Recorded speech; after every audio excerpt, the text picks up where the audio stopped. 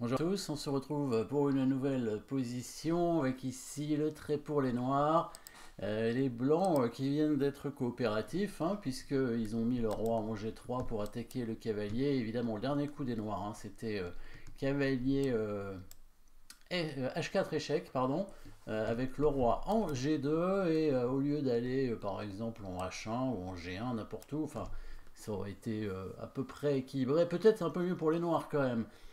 Parce que c'est vrai que le fou est particulièrement mauvais dans cette situation, avec des pions bloqués, beaucoup de pions isolés, faibles, disloqués, même sur l'aile roi, hein, disloqués, c'est-à-dire des pions qui ne sont pas forcément arriérés, enfin qui ne sont pas vraiment isolés, mais le pion F2 est quand même arriéré. Donc pas mal de pions faibles chez les noirs, chez les blancs. Les noirs avaient quand même certainement un avantage à ce niveau, pas d'avantage matériel, mais davantage de structure de pions. Donc trois îlots de pions de chaque côté, mais des pions faibles chez les blancs, des pièces mal placées aussi. Hein. Le fou donc, est bloqué, hein, vraiment mauvais. Les tours sont placés un peu bizarrement. Et même le cavalier blanc au bord de l'échiquier, pas terrible. Donc ici c'est au noir de jouer. Et on va trouver évidemment une suite forcée qui va gagner tout de suite.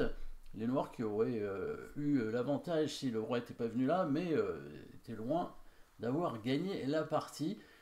Quoique, hein, c'est vrai que si le roi était redescendu sur la première rangée, on aurait certainement mis la tour en F3 pour attaquer à la fois le cavalier et le pion, et les noirs auraient gagné un pion. Bah, les blancs voulaient éviter ça, bien sûr, hein, ça peut se comprendre, mais voilà, c'était quand même ce qu'il fallait jouer. Tant pis, ils perdaient un pion, mais la partie continue peut-être. Ici, les noirs vont faire mat. Vous allez voir, évidemment, coup forcé. Vous avez déjà trouvé l'échec de la position. Bon, il y en a deux, mais si on revient en F5, alors en fait, la position, c'était certainement ça hein, tout à l'heure. Avec le roi en G2, le cavalier donc, qui est venu en H4. Là, le roi aurait dû venir en F1 certainement. Voilà. En F1, c'est malin parce que si la tour vient en F3, il peut peut-être faire cavalier G1 et si on prend le pion, il va enfermer la tour ici. C'est ce que je voyais qui a l'air plutôt pas mal. Évidemment, là, les noirs ont pris un pion empoisonné. Donc il fallait se contenter de revenir peut-être avec la tour, peut-être cavalier G1, tour F5 simplement ici. Et on revient attaquer ce pion. Voilà, bon, en tout cas, c'est pas la partie. Évidemment, on fait tour F3 échec ici, et sur roi prend H4, qui est le seul coup de la position, vous avez vu que le roi est complètement bloqué, et donc on va créer une petite menace discrète avec le cavalier qui arrive. Donc double menace de mat ici avec le cavalier en F5 ou en G6. Il n'y a qu'une seule façon de parer la menace, c'est de libérer la case ici en poussant le pion. Donc on libère la case en G5.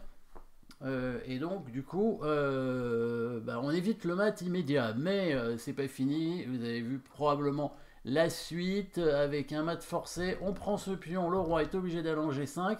Alors là, on fait pas échec ici parce que sinon, il prend le cavalier et après, il a encore une case derrière. Donc, il s'enfuit. Donc, tout simplement, évidemment, menace de mat. On protège le cavalier avec la tour. Et au prochain coup, il y aura le coup tour F5. Et les blancs ont continué un coup, il a mis son cavalier là. C'est le seul coup qui permet d'éviter le mat en un coup, hein, en fait. Hein. Mais bon, évidemment, pour le cavalier, on mat au coup suivant.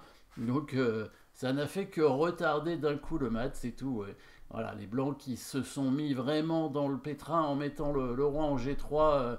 Bon, ils avaient quand même une mauvaise position, hein, il fallait bien le reconnaître, mais c'était quand même jouable hein, de mettre le roi ici. Et du coup, bon, si la tour revenait en F5 pour attaquer le pion, bah, le cavalier revenait en H3 peut-être pour le protéger du coup. Hein,